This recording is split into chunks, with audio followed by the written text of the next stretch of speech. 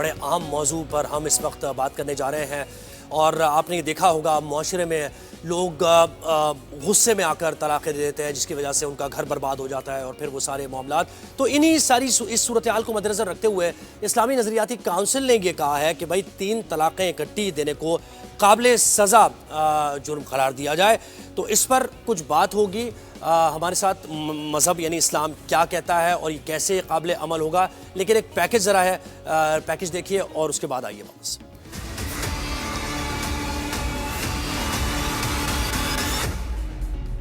تین طلاقیں اکٹھی دینے کے عمل کو قابل سزا بنایا جائے. اسلامی نظریاتی کونسل نے حکومت کو سفارش کر دی. جہیز ایکٹ کی خلاف ورزی پر سزا کو 6 ماہ سے بڑھا کر 1 سال کرنے کی منظوری بھی دے دی گئی.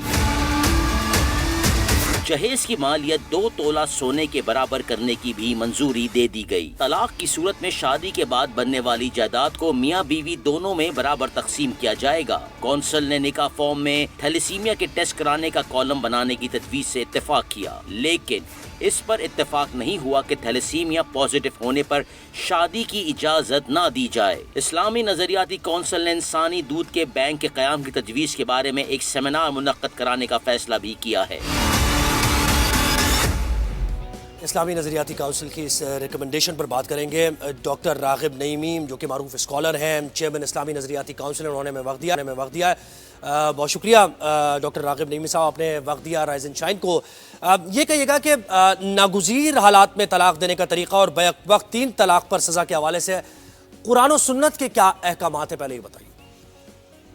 بسم اللہ الرحمن الرحیم. بہت شکریہ آپ کا کہ اتنے اہم معاملے کے اوپر اور کونسل نے جو 3 طلاقیں اکٹھی دینے کے اوپر سزا کے حوالے سے بات کی ہے, آپ نے اسے اپنے آج کے پروگرام کا حصہ بنایا. دیکھیے, شریعت نے بڑے واضح انداز میں نکاح جیسے رشتے کو ختم کرنے کے لیے ہدایات دی ہیں, لیکن ہمارے ہاں ان ہدایات کا صحیح استعمال نہیں ہوتا اور اس کی بنیادی وجہ لا علمی ہے اور طلاق کے معاملات سے لوگوں کی عدم واقفیت ہے. قانون کی نگاہ میں لا علمی قابل قبول عذر تصور نہیں کیا جاتا. اسی لیے جب کوئی 3 طلاقیں دیتا ہے تو وہ 3 طلاقیں منظور کر لی جاتی ہیں اور انہیں نافذ کر دیا جاتا ہے. اس کے برعکس شریعت یہ کہتی ہے کہ ایک دفعہ میں یا ایک وقت میں بہت سوچ سمجھ کر 1 طلاق دی جائے اور 1 طلاق دینے کے بعد پھر عدت کو گزار دیا جائے, اور گزارنے کے بعد وہ بیوی اپنے شوہر کے نکاح سے نکل جاتی ہے. لیکن اس کا فائدہ یہ ہوتا ہے کہ آگے چل کے انہیں دوبارہ خیال آ جائے کہ ہم نے اکٹھی زندگی گزارنی ہے تو صرف انہیں آپس میں نکاح کرنا پڑے گا اور کسی بھی قسم کا کوئی دوسرا معاملہ نہیں ہوگا جسے ہمارے عرف میں حلالہ کہا جاتا ہے. اس لیے کونسل ہمیشہ سے یہ بات کہتی رہی ہے کہ 1 طلاق کو نافذ کرنے کی یہاں پر ذرا سا وضاحت کے لیے میں ایک سوال کر دوں, اور اس کی وجہ یہی ہے یقینی طور پر کہ دیکھیں غصہ حرام ہے اسلام میں, اور غصے میں ہی یہ 3 طلاقیں دی جاتی ہیں, اس کے بعد ریپینٹ بھی کیا جاتا ہے اور پچھتاوا بھی کیا جاتا ہے. تو اسی کو مد نظر رکھتے ہوئے یہ ریفارم کا کہا جا رہا ہے. دیکھیے, چونکہ لوگوں کو علم نہیں اور کثیر تعداد میں 3 طلاقوں کے ذریعے نکاح کو ختم کیا جا رہا ہے, جس کے بعد میاں بیوی دونوں پچھتاتے ہیں اور دوبارہ کہتے ہیں, کوشش کرتے ہیں کہ دوبارہ سے ہمارا اکٹھا رہنا ممکن ہو جائے. لیکن 3 طلاقوں کے دینے کے بعد پہلے سے وہ اکٹھی دی جائیں یا الگ الگ دی جائیں, اس میاں بیوی کا آپس میں رہنا ممکن نہیں ہو پاتا ہے. اور چونکہ طلاقیں دینے کا اختیار شوہر کو ہوتا ہے اور شوہر اپنے اس اختیار کو غلط استعمال کر رہا ہے, تو غلط استعمال کرنے کی وجہ سے اس کے اوپر سزا کا عائد کیا جانا قرین مصلحت ہے. جی, یعنی سوچ سمجھ کے اگر دی جائے, اور 3 وہی مقصد یہی ہے کہ وقت مل جائے گا تو پھر آپ اپنے آپ کو ریزننگ بھی کریں گے, آپ کا غصہ بھی ٹھنڈا ہوگا, تو پھر سوچ سمجھ کے آپ اگر کریں حالات کو جب جائزہ لیتے ہیں تو پھر آپ کہتے ہیں کہ اور اس میں ممکنہ طور پر اس میں امکانات یہی ہے کہ پیچ اپ ہو جاتا ہے, 90% ایسا ہوتا ہے, تقریباً ایسا ہوتا ہے, پیچ اپ ہو جاتا ہے. اور وہ جو طلاق کا عمل ہے جس کو اللہ نے برا سمجھا ہے تو وہ نہیں ہوتی. اچھا, یہ بتائیے گا کہ اگر یہ سفارشات حکومت مان لیتی ہے تو ایک ساتھ 3 طلاقیں دینے پر کیا سزا تجویز کی گئی؟ 6 ماہ کی سزا تجویز کی گئی ہے, 6 ماہ قید ہو, اور چونکہ وہ کھلواڑ کر رہا ہے شریعت کے ساتھ, شریعت کے بتائے ہوئے طریقہ کار کو عمل نہیں کر رہا ہے, اور عمل نہ کرنے کے نتیجے میں بہت زیادہ قباحتیں ہو رہی ہیں. دیکھیے, شرعی سزاؤں کا پیچھے ایک جو بہت بڑا ریزننگ ہے وہ ہے ڈیٹرنس، یعنی رکاوٹ پیدا ہو جائے. اور اس سزا کی وجہ سے یقینی طور پہ لوگ سوچیں گے کہ اگر ہم 3 طلاق اکٹھی دیتے ہیں تو پھر ہمیں سزا کا سامنا کرنا پڑے گا. ایون جو اسٹامپ فروش 3 طلاق اکٹھی لکھتے ہیں، ہم آگے چل کے یہ بھی لے کر آئیں گے بات کہ جو اسٹامپ فروش 3 طلاق اکٹھی لکھ کے دیتا ہے وہ بھی لائبل ٹو پنشمنٹ ہونا چاہیے. اچھا علامہ صاحب، ایک اور چیز دیکھیں، مختلف مسالک ہیں پاکستان میں اور ان کے الگ الگ کچھ طریقہ کار بھی ہیں، تو کیا کوئی ان کی طرف سے کوئی ریئیکشن ممکنہ طور پر آ سکتا ہے، یا اس سلسلے میں کیا حکمت عملی کے بارے میں؟ دیکھیے، جو اہل تشیع کا نکاح اور طلاق کا کانسیپٹ ہے وہ بالکل جدا ہے اہل سنت کے نکاح اور طلاق کے کانسیپٹ سے، اور ان کا جو فیملی میٹرز ہیں وہ الگ ڈیل کیے جاتے ہیں. تو انہیں تو اس معاملے سے کوئی ایسا سروکار ہمیں نظر نہیں آتا ہے کہ ان کی طرف سے کسی قسم کا اعتراض ہو. باقی ایک اور مکتبہ فکر کے جو بڑے علماء ہیں ان کی طرف سے ہمیں انڈورس کیا گیا کہ جناب ہم بھی معاشرتی اس معاملے کو سمجھتے ہیں اور ہم بھی اس مسئلے پر آپ کا ساتھ دیں گے. یہ تو خوش آئند بات. اچھا، ایک اور چیز، اسلامی نظریاتی کونسل نے جہیز کی مالیت 2 تولہ سونے کے برابر کرنے کی بھی منظوری دی ہے، تو اس کو ذرا وضاحت اس کی کیجیے.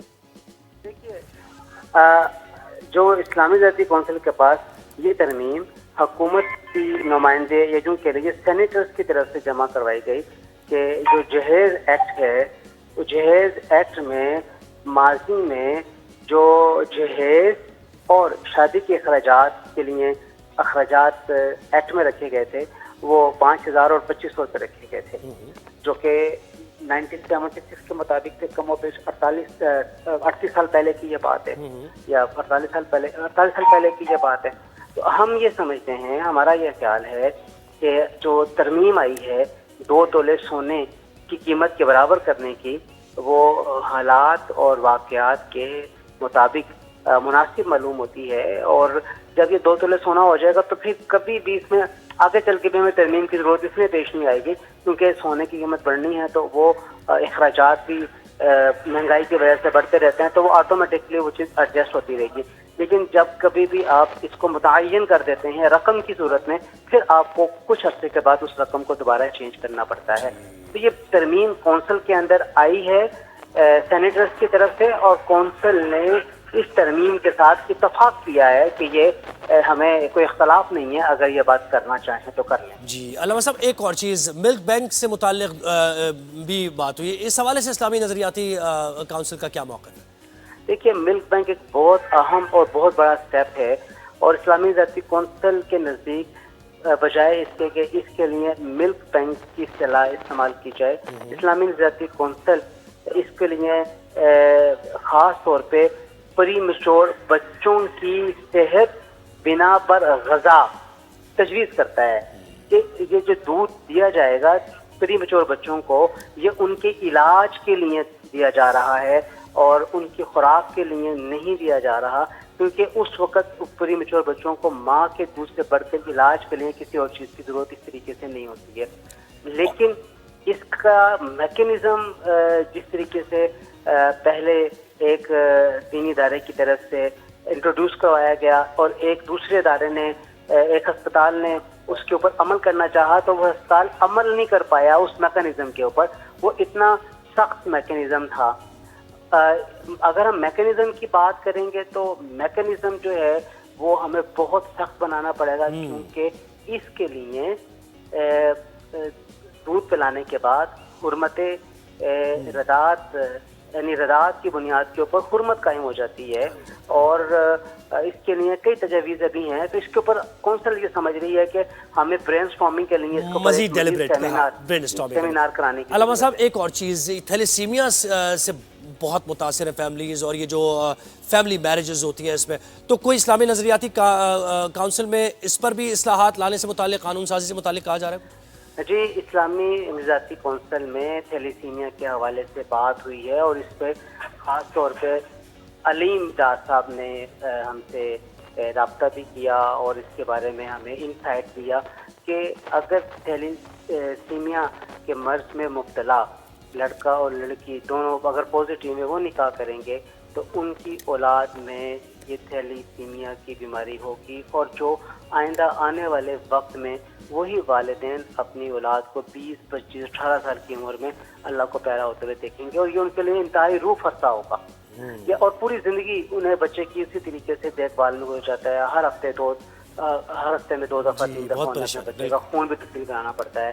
اس لیے ابھی کونسل کی طرف تجویز یہ آ رہی ہے کہ تھیلیسیمیا اور تھیلیسیمیا جیسی اور دیگر موذی امراض کا بہت اہم تجاویز نکاح فارم میں آنا چاہیے۔ بہت اہم تجاویز اسلامی نظریاتی کونسل کی طرف سے آ رہی ہیں، ریفارمز آ رہی ہیں، اور یہ خوشائند ہے ہمارے معاشرے کے لیے بھی۔ بہت شکریہ چیئرمین اسلامی نظریہ ڈاکٹر راغب نعیمی صاحب ہمارے ساتھ موجود تھے۔